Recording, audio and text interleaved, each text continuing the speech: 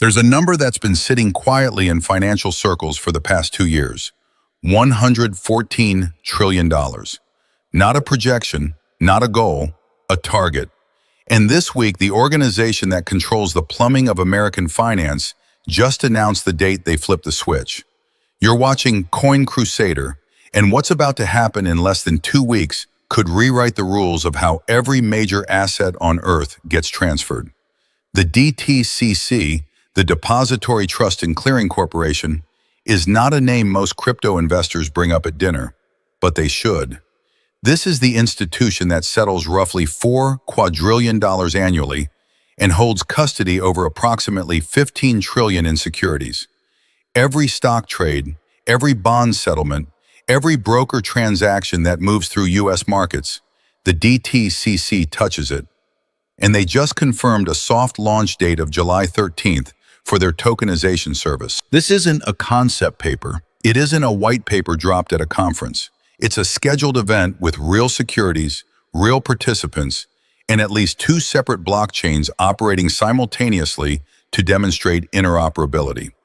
The full commercial rollout follows in October, but the significance of July 13th is hard to overstate. To understand why that date matters, you have to trace the path that led here. It didn't start recently. Back in 2023, the DTCC acquired Securitize, a move that signaled serious intent in the digital asset space.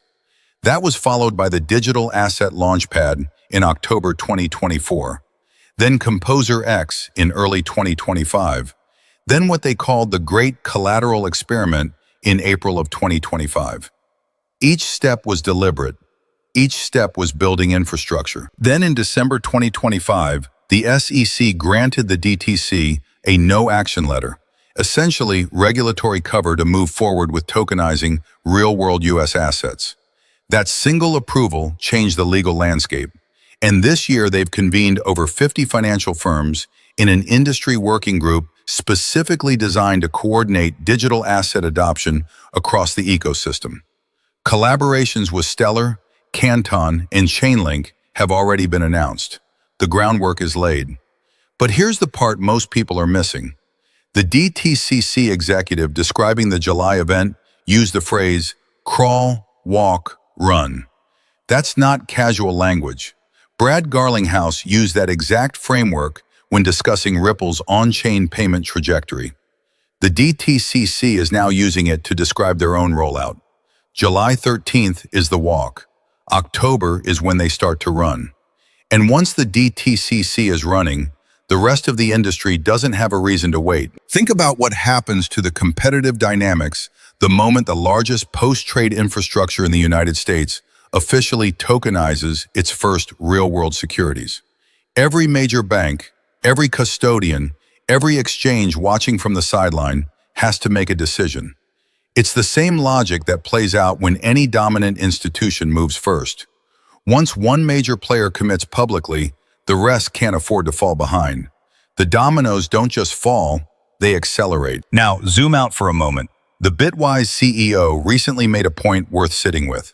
Stablecoins already tokenized over $300 billion in value. RWA perpetual futures hit record volumes, over $211 billion in recent tracking data, with Binance capturing more than half the market.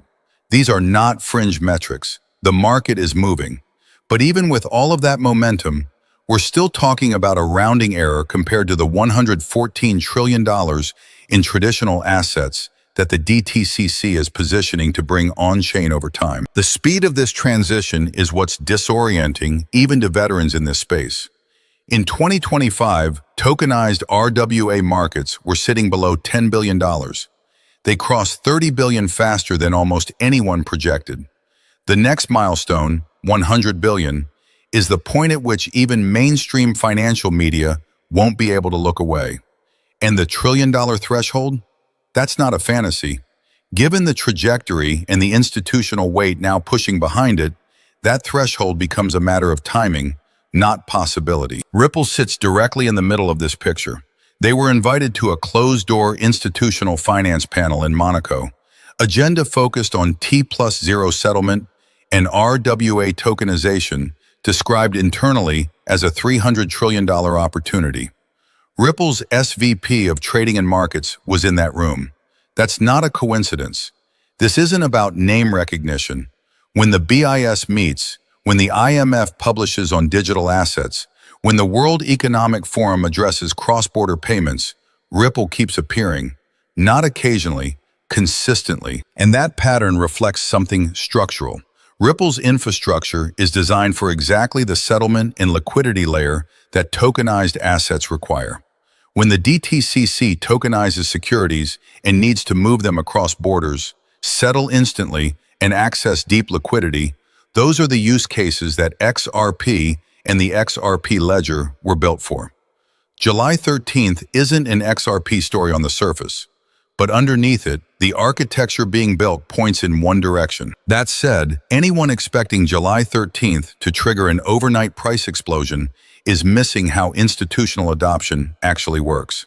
The DTCC's event is a one-day test, limited participants, controlled environment, 2 blockchains, real securities.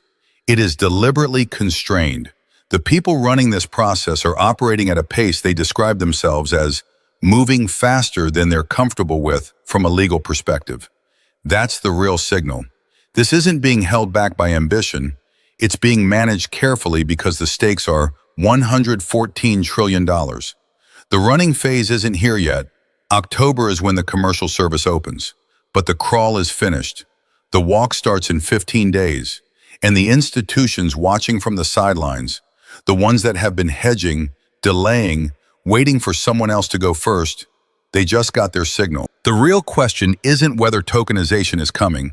That debate is settled. The question that will define the next 12 months is which assets, which blockchains, and which settlement infrastructure becomes the default layer for the system that replaces what we have today.